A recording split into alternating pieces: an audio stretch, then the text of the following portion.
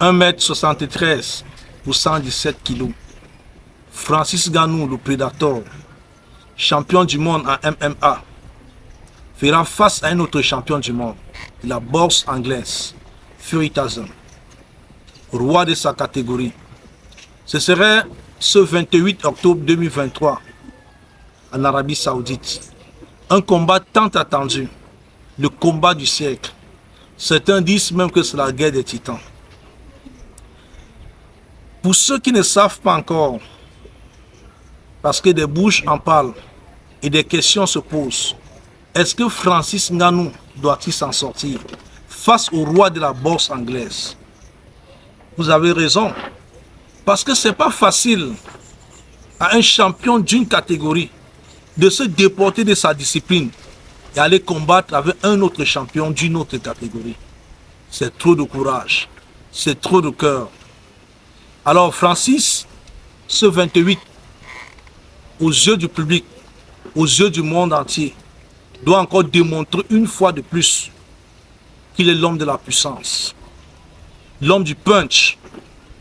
Certains encadreurs de l'UFC sont un peu, je vais dire, pour ne pas cacher le terme, ils disent que Francis ne va pas gagner le combat. Je sais que ce n'est pas simple jalousie. Mais, une chose à noter, ce serait un combat du MMA contre la boxe anglaise. Lorsque nous étions petits, on s'est toujours posé des questions. Entre un champion karatéka et un champion boxeur, qui peut renverser l'autre? Ces questions qui sont posées, il n'y a jamais eu de solution ou bien il n'y a jamais eu de réponse.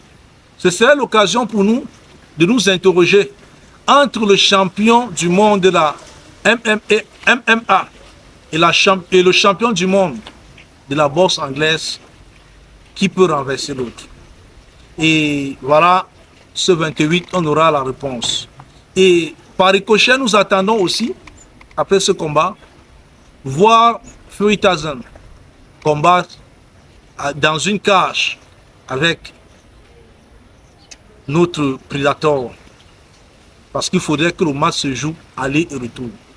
Je voudrais donc dire à tous ceux-là qui ont encore du doute, à tous ceux-là qui pensent que Francis Ngannou n'est pas à la hauteur, qui retiennent une fois pour tous que Francis, actuellement, n'est plus un combattant, c'est un monstre.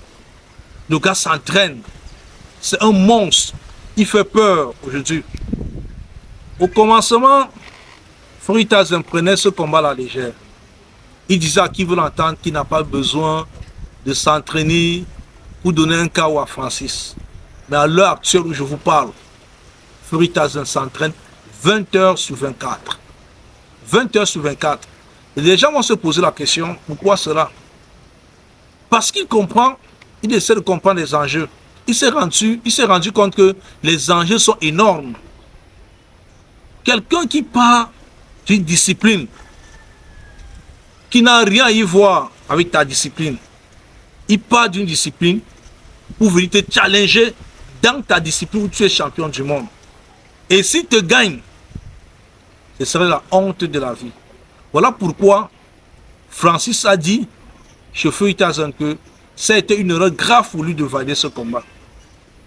Une erreur grave.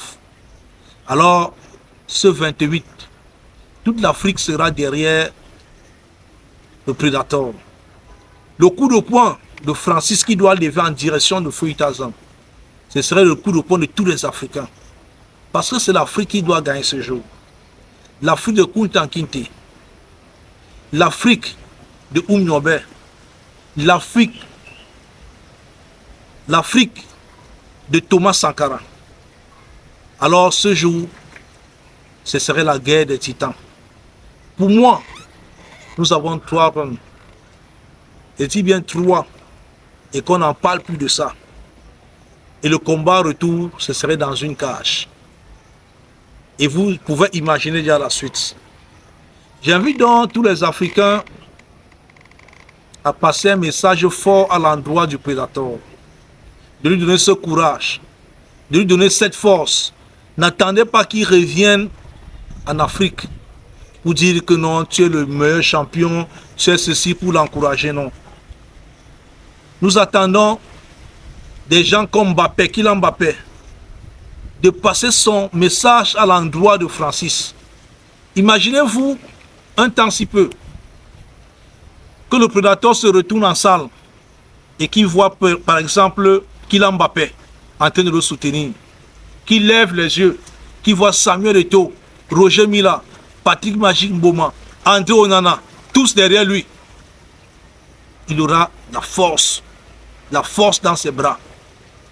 Alors, le combat étant attendu, on aurait pu valider ce combat à Las Vegas ou alors à Manchester. Mais les deux athlètes ont choisi l'Arabie Saoudite. Et vous savez pourquoi? Aujourd'hui, l'Arabie Saoudite est devenue un endroit par excellence du sport. La cagnotte ne blague pas là-bas. Jusqu'aujourd'hui, les gens continuent à lever les enchères. Les gens lèvent les enchères. Et ce combat sera diffusé dans presque toutes les chaînes de télévision.